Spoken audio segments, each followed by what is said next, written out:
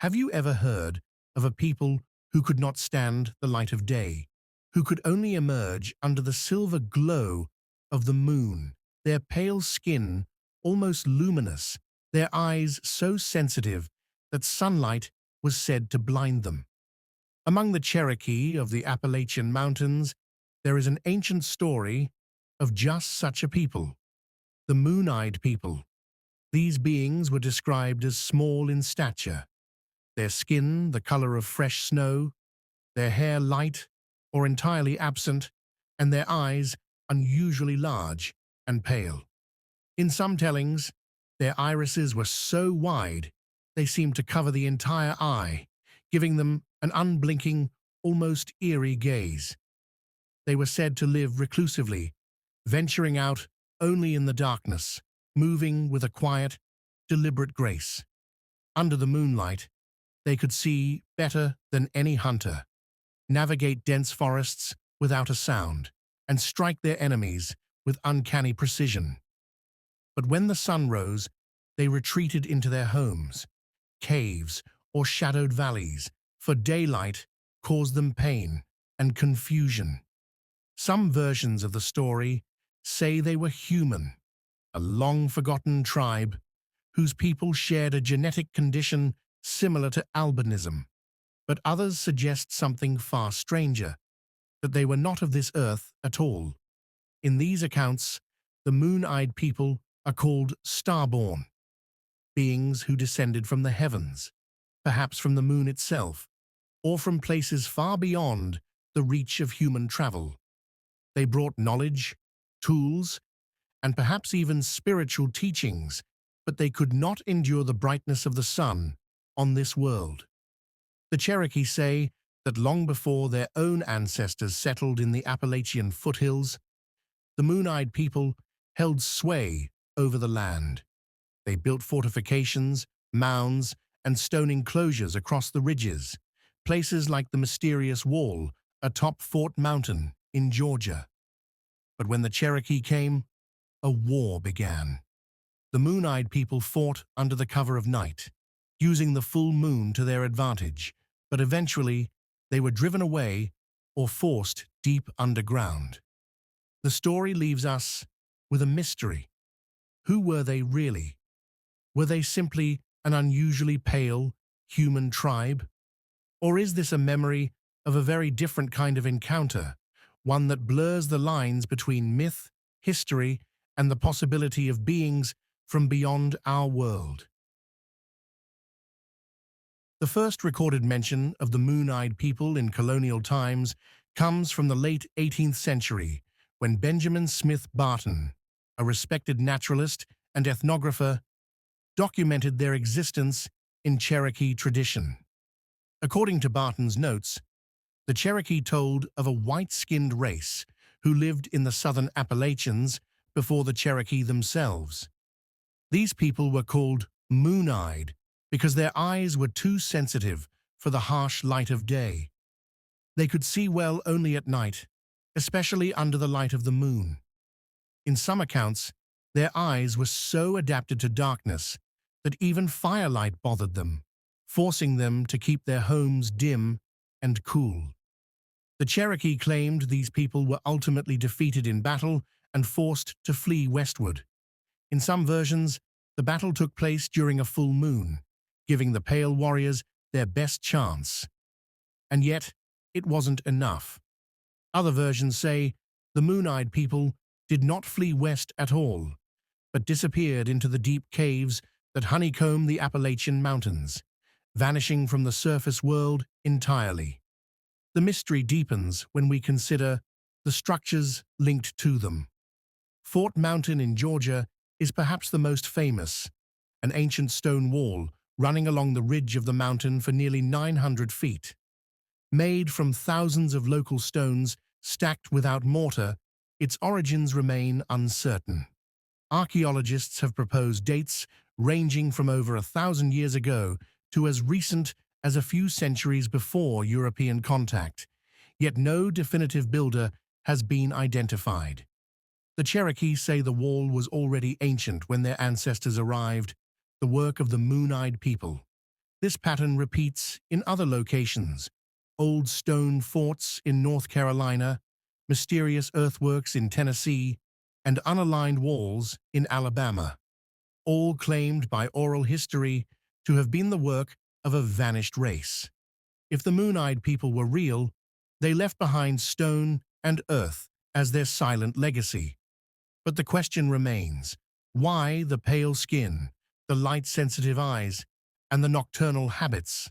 Was this simply a genetic adaptation for a cave-dwelling tribe, or does it hint at something far stranger, a people who were never meant to walk in daylight? The Moon-Eyed People are not unique to Cherokee tradition. Pale, night-loving beings appear in many other Native American legends across North America. The Choctaw speak of small, ghostly figures who wandered the forests by night and shunned the day. The Lenape tell of large-eyed people with pale skin who could move silently and see in total darkness, and who disappeared into the earth when pursued. Even in Mesoamerica, myths speak of children of the moon, beings who lived in hidden valleys, emerging only when the moon was high. These similarities across distance and culture suggest that the moon-eyed legend may be part of a much older, wider tradition. Then there are the accounts that connect them to the stars. Some Cherokee versions say the moon-eyed people descended from the sky in gleaming, silvery vessels that shone in the moonlight. They are sometimes described as gift-bringers, arriving with tools, knowledge, and strange customs, yet unable to bear the full force of the sun. Their arrival in these tales is not gradual migration, but sudden appearance, as though they came from elsewhere entirely. This imagery, pale skin, large eyes, intolerance to sunlight, has drawn comparisons to modern descriptions of extraterrestrials in UFO lore, as well as to Old World myths. In Irish legend, the Tuatha De Danann were a radiant people from another realm. In Norse saga, there are tales of white-skinned, light-eyed beings from far-off lands.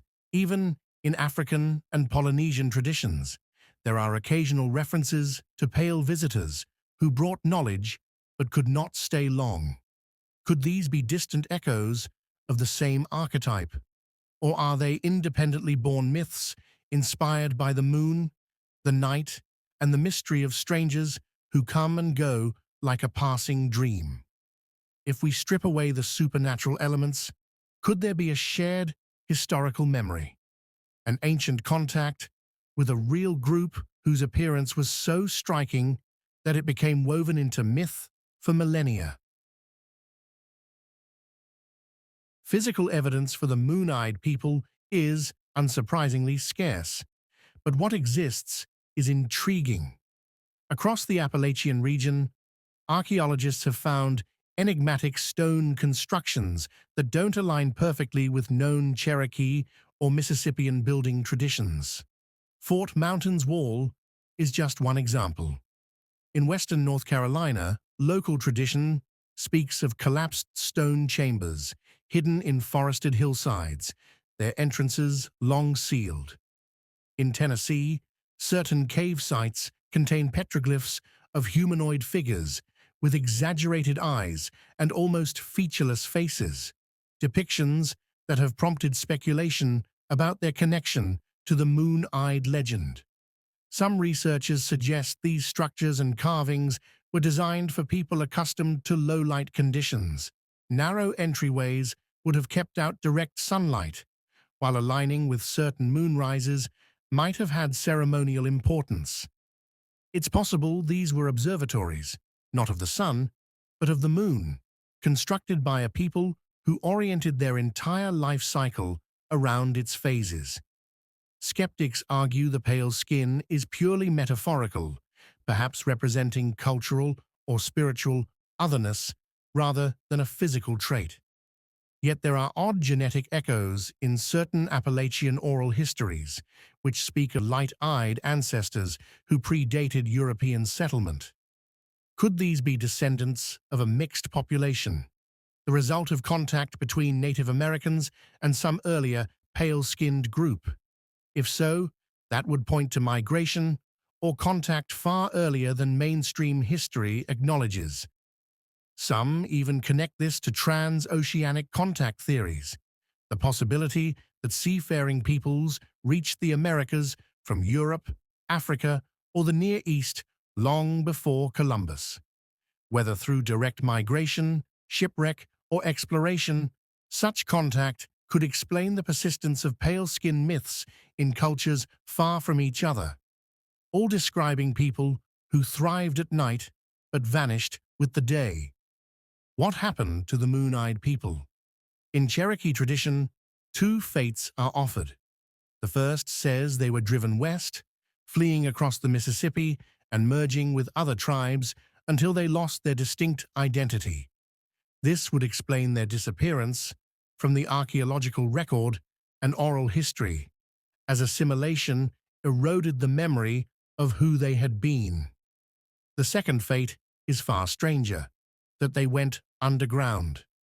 The Appalachian Mountains are riddled with vast cave systems, many of them barely explored even today.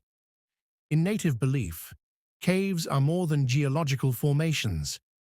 They are portals to other realms, the homes of spirits and ancestors. In the moon-eyed narrative, retreating underground may have been both a practical move to escape the sun and their enemies and a symbolic one, a withdrawal from the human world into a hidden domain.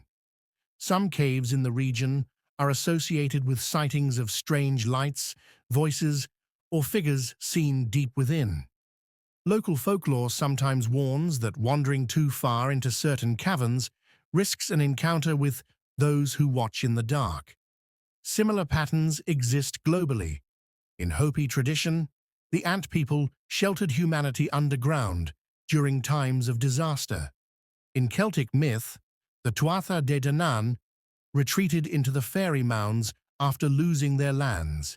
In each case, a once powerful people is said to survive beneath the earth, emerging only under specific conditions. The moon-eyed people, according to some elders, still come out on moonlit nights to walk the ridges and forests, silent and watchful. These stories, repeated generation after generation, keep the possibility alive that their disappearance was not an ending, but a transformation. So who, or what, were the moon-eyed people?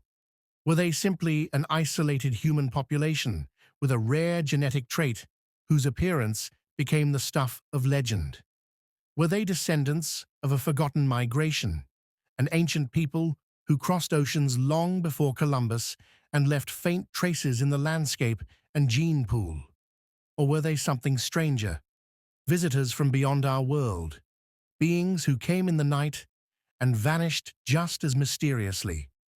The truth may never be known, but what is certain is that their story has endured for centuries, carried in the spoken words of Cherokee elders, written into early colonial accounts, and echoed in myths from distant lands. Even today, hikers on Fort Mountain sometimes speak of an uneasy feeling when the moon rises, a sense of being watched, of movement just beyond the tree line. Folklore often holds onto fragments of history that archaeology cannot yet prove. In that twilight space, where history, myth, and the unknown overlap, the moon-eyed people stand as a reminder that the past is far stranger than we imagine. Perhaps they are gone forever, their stones crumbled, their names forgotten. Or perhaps, somewhere beneath the Appalachian hills, they still walk in the cool darkness, waiting for the night when the moon is full, and they can once again step into the world they left behind.